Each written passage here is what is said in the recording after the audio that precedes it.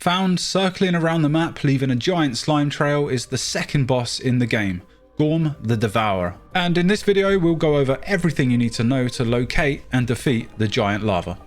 As mentioned, the Giant Larva circles a huge part of the map moving clockwise, and it stops for nothing. Well, almost nothing. If you've dug far enough away from the core, you've likely come across the slime trail. If you haven't, simply dig in one direction from the core until you reach it. It doesn't matter which direction, you'll find it. You can also purchase a scanner from the Glurch statue after defeating Glurch itself. This will cost 5 ancient gemstones and 5 mechanical parts.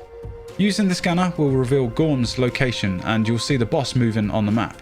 From there you can decide which direction you want to go to encounter the boss. There's not an awful lot you can do for prepping the area other than digging out the sides of the slime trail to make it wider. There's no point digging up much of the slime as the boss destroys everything in its path and spawns more slime and dirt. So anything you place in its path will get destroyed. Digging up the floor won't work either as the boss will just fill it back in like nothing happened. The only way to stop Ghorm circling the map is to deal roughly a third of its health in damage. The easiest way to do this is by placing spike traps on the ground. However, these will be destroyed and you won't get them back.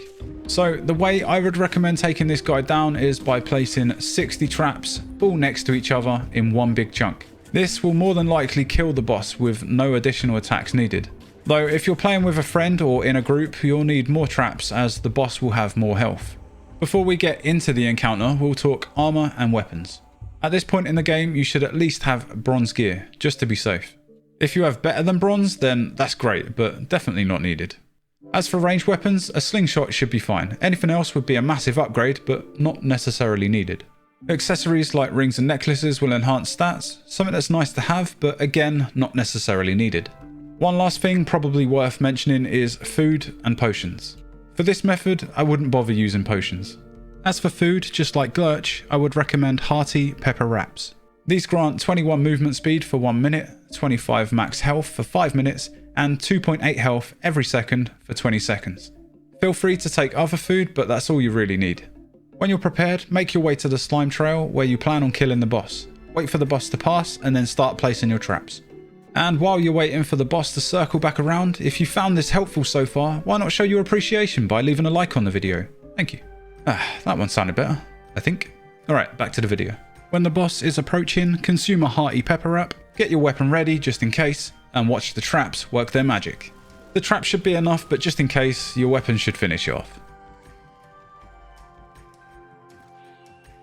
Once the boss is dead, a chest filled with loot will appear along with Ghorm's horn and a mysterious idol you'll need for the core and the merchant. The rest of the loot inside the chest is based on percentage, so nothing is guaranteed. Here's the current loot pool at the time of making this video, though I'll leave a link to the wiki below just in case this gets adjusted in the future. And just in case you don't get the item you were hoping for, you can respawn the boss later on in the game to get a second chance. As for the caveling merchant you can obtain after defeating this boss, well, you can sell items to the merchant for ancient coins, and you can buy unique items. There are currently 3 merchants in the game, and if you want to know everything you need to know about them, then you need to watch this video next.